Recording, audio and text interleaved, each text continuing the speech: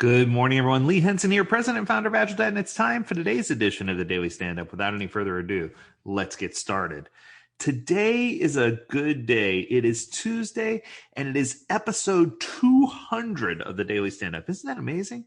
200 episodes of this podcast, and we want to thank all of you for your support and for your patronage to listen, because without you, we couldn't make this possible. So today I wanted to dedicate this daily stand-up to the number one question that we get asked via email, or the number one question that comes in. And it might seem like an elementary or rudimentary question, but it's one that we see as a recurring theme over and over. In fact, when I very first started teaching these classes, I saw this question come up. Then as that group of people matured through the Agile process, I saw that question go away. And now I'm back to seeing that question again. So with this thought, what my initial thought is that this is a new group of people who are going through the Agile maturity flow. It's a new working generation, and they're trying to get their feet under them.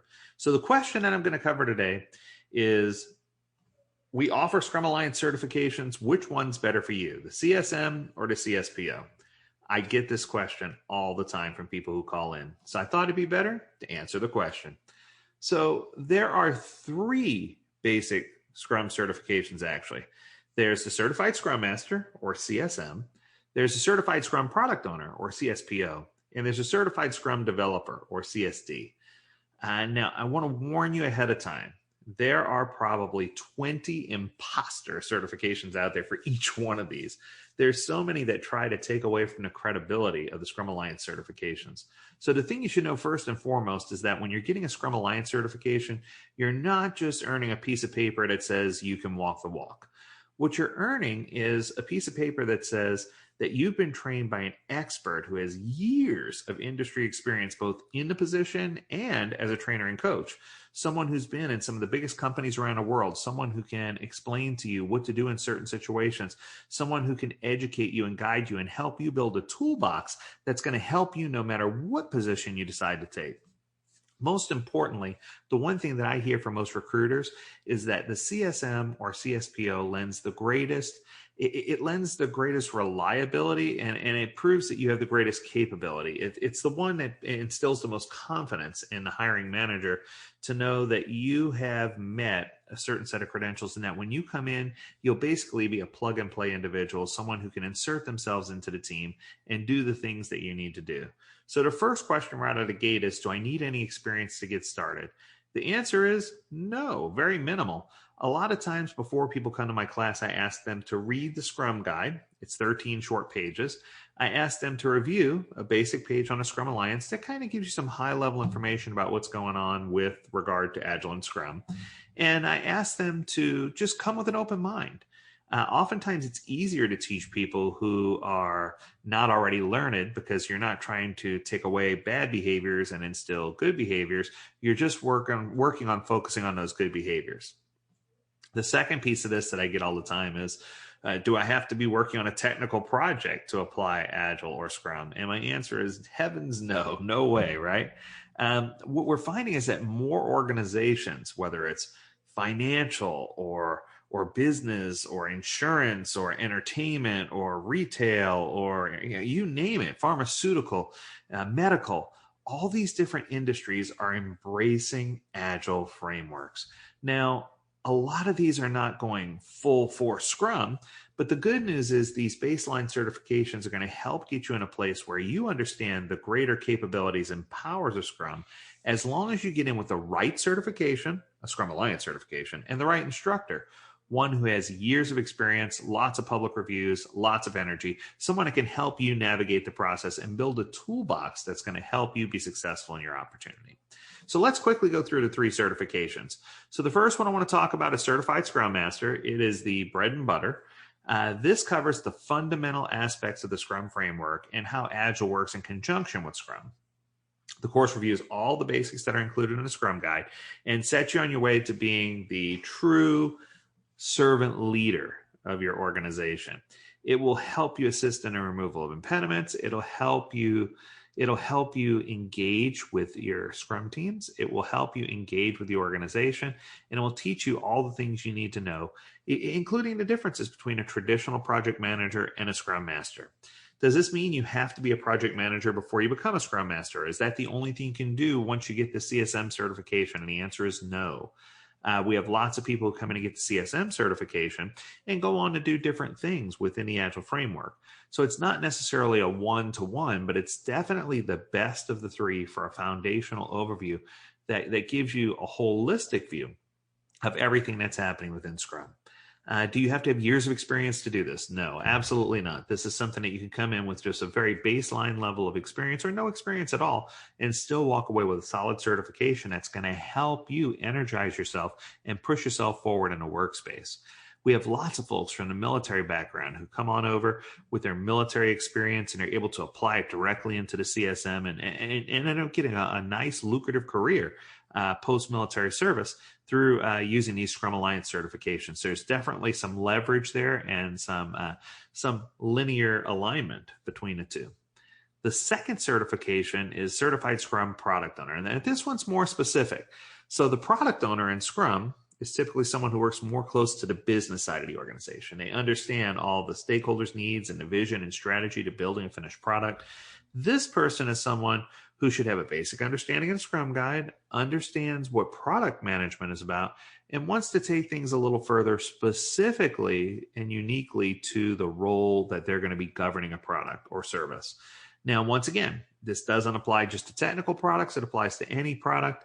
And what I can tell you is that the product owner certification is incredible for you to really understand how to translate a vision and strategy into a working roadmap, into a set of backlog items that can be easily consumed by the team, into planning for releases and increments and then sprints and getting it through. So the product owner certification definitely covers a large gamut of information, and it's a very favorable recommendation. It does not replace the CSM, but works really well in conjunction with the CSM. Now, a lot of people say, well, I just want the product owner part of it. And that's fine. If you plan on being a product owner and you know that that's your path, then the product owner certification is right for you. In many cases, I encourage people to get the tandem of the CSM and the CSPO. That way you can cover everything from the vision and strategy all the way down through the execution section of the things that you're trying to cover.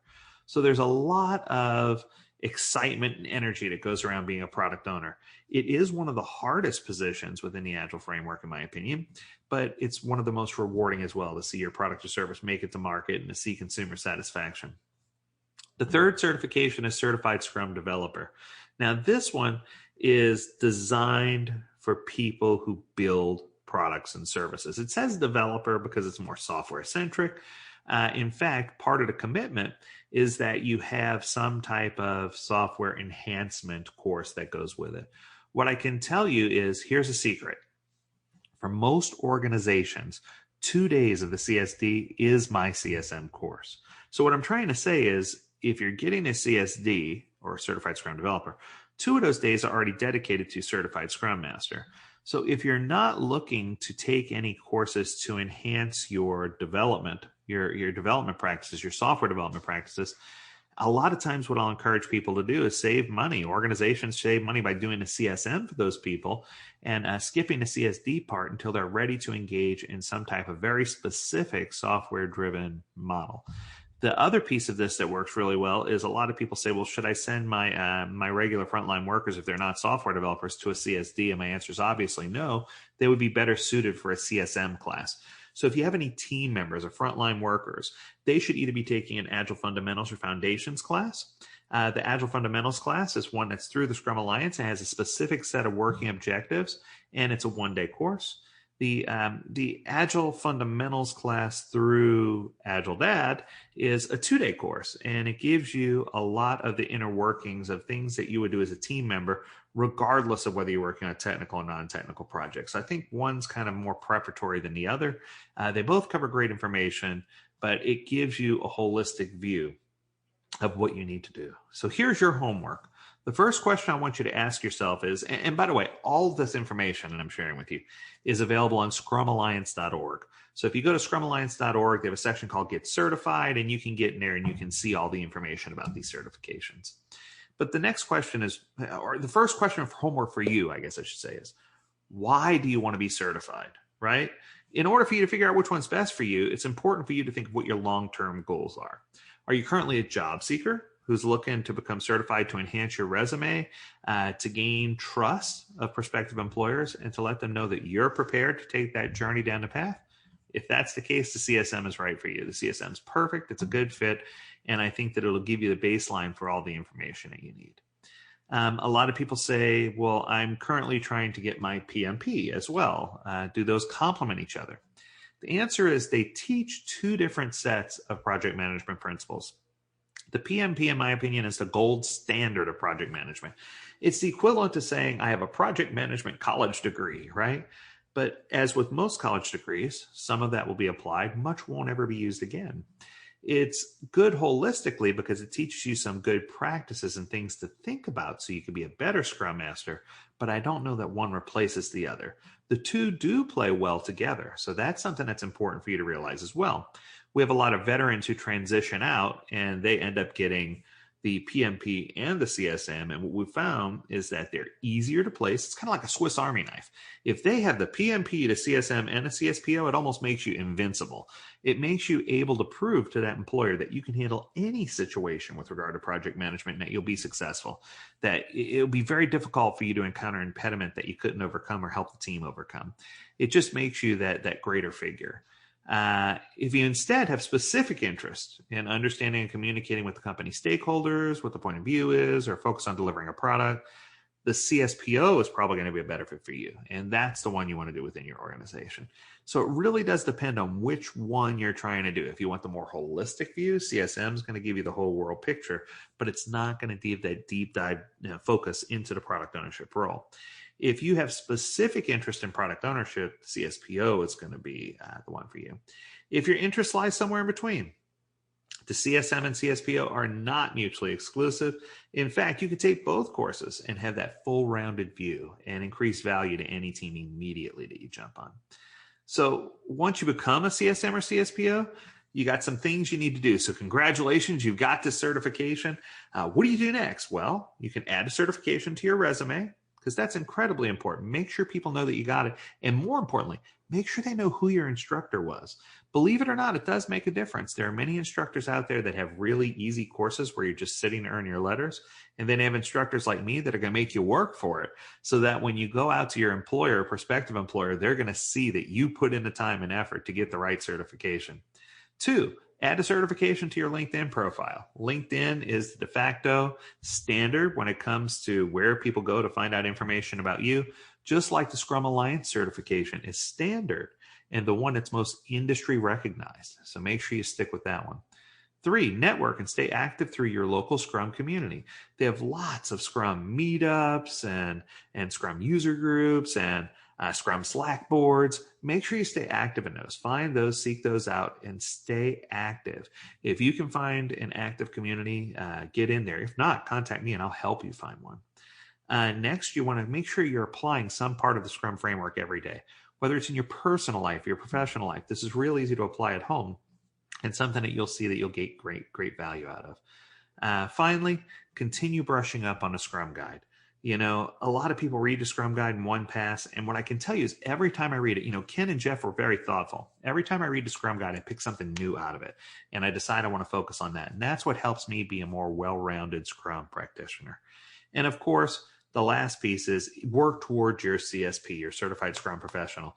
Achieve those advanced certifications when it's time. Continue to up those certifications and separate yourself from the rest of the group who are applying for these jobs by having those advanced certifications.